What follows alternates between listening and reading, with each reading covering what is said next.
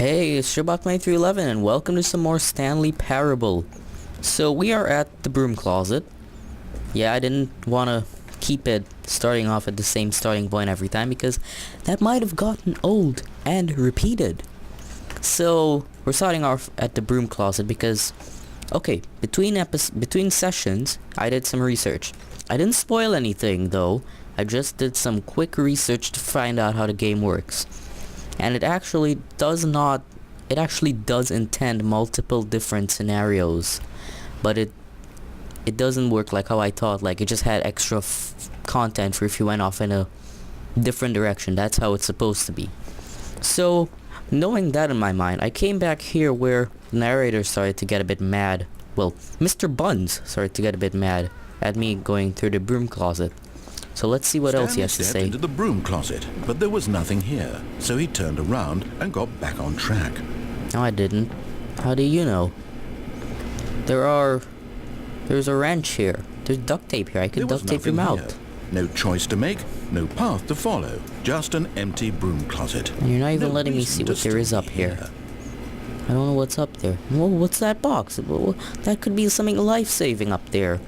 It could be an energy drink. Stanley was still just sitting in the broom closet. He wasn't even doing anything. At least if there was something to interact with, he'd be justified in some way. As it is, he's literally just standing there doing sweet FA. FA.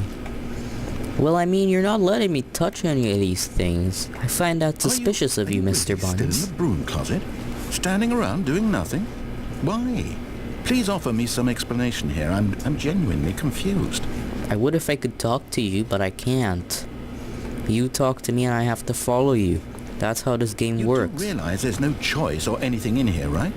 If I'd said Stanley walked past the broom closet, at least you would have had a reason for exploring it to find out. Well, it's a big sign on the door saying broom closet. Closet is of absolutely no significance to the story whatsoever.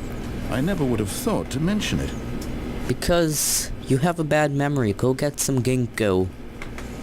Maybe that was bad. This is somehow its own branching path. Maybe when you go talk about this with your friend, you'll say, "Oh, did you get the broom closet ending? The broom closet ending was my favorite." I hope your friends find this concerning. Oh yeah, I forgot to mention, there are multiple endings, which, well, we went through about two of them already. Really the one where he just gets mad and destroys the game, and then the other one where we get crushed and then... That or with drug money. Here's the credits. Also, Stanley is addicted to drugs and hookers. What? Drugs and... Okay. Well, I've come to a very definite conclusion about what's going on right now. You're dead. You called it. You got to this broom closet, explored it a bit, and were just about to leave because there's nothing here, when a physical malady of some sort shut down your central nervous system and you collapsed on the keyboard. In other words, sleep? Like this, the responsible thing is to alert someone nearby so as to ensure that your body is taken care of before it begins to decompose. Hello? Anyone who happens to be nearby? The person at this computer is dead. He or she has fallen prey to any number of your countless human physiological vulnerabilities. It's indicative of the long-term sustainability of your species. Please remove their corpse from the area and instruct another human to take their place at the computer, making sure they understand basic first-person video game mechanics and filling them in on the history of narrative tropes. I don't see why he had to go with so that the announcer voice. And insightful commentary of this game is not lost on them. All right, when you've done that, just step out into the hallway. Anything else? Mr. Buns, you have anything else to say? Or is that all? That's all? Okay. Because I had to do it now. Second player, it's good to have you on board. I guarantee you can't do any worse than the person who came before you. Does he say anything if I go in here? You too?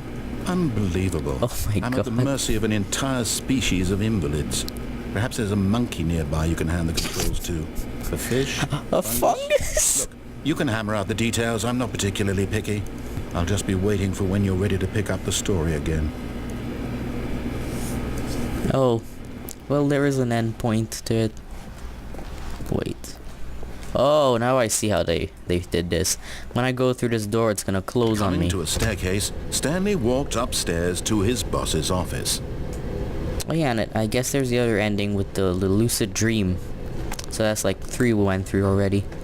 But we have a lot more. This doesn't open. So yeah, boss office. You see anything if I linger in here too long? Boss's computer. Oh well, I never even noticed this door. But I can't open it. Gee whiz! Stepping into his manager's office, Stanley was once again stunned to discover not an indication of any human life. Shocked, unraveled, Stanley wondered in disbelief who orchestrated this. What dark secret was being held from him? What he could not have known was that the keypad behind the boss's desk guarded the terrible truth that his boss had been keeping from him. And so the boss had assigned it an extra secret PIN number, 2845. But of course, Stanley couldn't possibly have known this. No, he didn't. He did 2844 and it never worked. Then he tried something totally different. Stanley just sat around twiddling his thumbs. Trying to input anything on the device was useless, since Stanley simply began entering random codes into the keypad, knowing full well the sheer statistical unlikelihood that this would ever result in a correct combination. If he knew that the combo was 2845. What? Okay, something is weird about this game. I don't know if it's just my PC or if I'm rushing the narrator, but he skips over text sometimes. 9999. That works, doesn't it?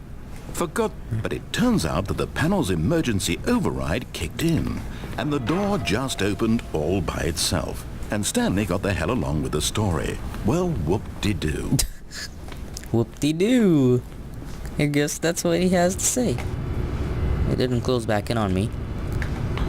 Then there's nothing there. We tried that already.